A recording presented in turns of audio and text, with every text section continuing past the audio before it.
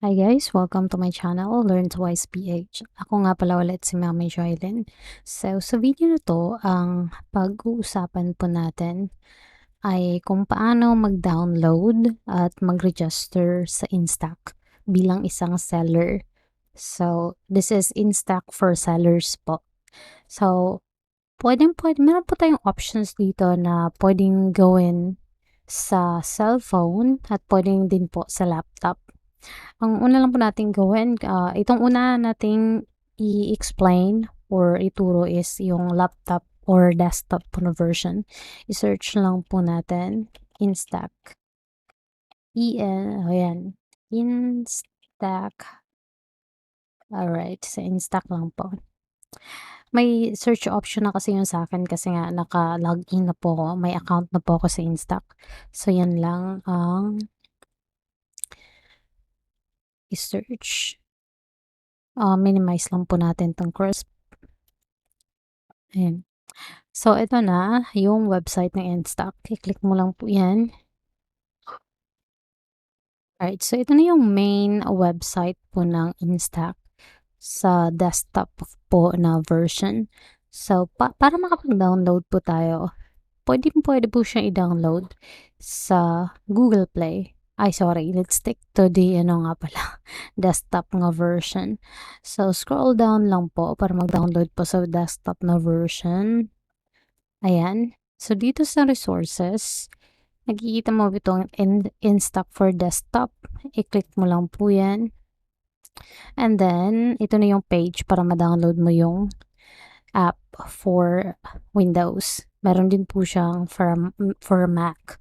So, yung sa akin, Windows kasi itong gamit ko. So, i-click ko lang yung get it for Windows. Tapos, mada-download po siya. So, kapag na-download na po siya, i-click nyo lang po yung run. I-run nyo lang po para ma-activate or para makapag-login na po kayo directly sa Instack na app. So, yun po kadali yung sa Instack na desktop version. Para mas okay, mag-login po ako sa Instack. Ayan. So, ito na yung sa akin. Nakapag-run na kasi ako nito kaya pwede na ako makapag-login agad.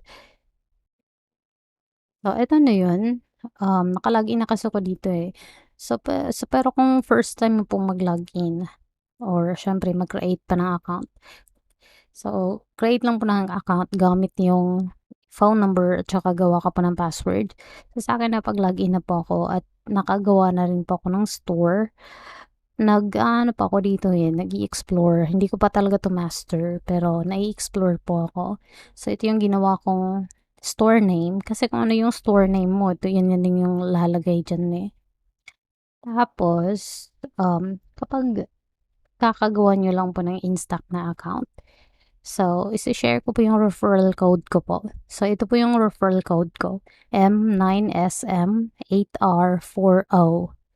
Hindi po yan 0. O po yan. So, yun yung referral code ko. So, pag nag-sign up po kayo, pwede nyo po yan ilagay para same team po tayo. So, ganyan. Ang nakaganda nga pala sa Instack, same po siya. Kung anong makikita nyo dito sa desktop na version, same po siya sa cellphone. Yung mobile na version, ganito din po yung itsura niya. Kaya nga mas okay siya compared sa yung mga marketplace na kagaya ng Shopee at saka Lazada, ganun. Iba po yung platform nila sa website, iba din po yung sa app. Pero dito sa sa Instack, same lang talaga yung format, ganyan. So, ganyan lang po kadali mag-login at mag-download sa Instack desktop version. So, kung yung naman, yung mobile naman na version, madali lang yun. Punta ka lang sa Google Play kung yung gamit mo, Android yung gamit mo. So, gamitin mo yung Google Play. Pero kung naman, meron na din mga App Store, meron din App Gallery. Sa mga Huawei user yata to eh, Huawei.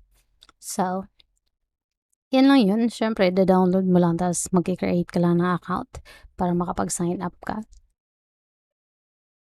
Yan lang po. Thank you so much for watching. Please like and subscribe.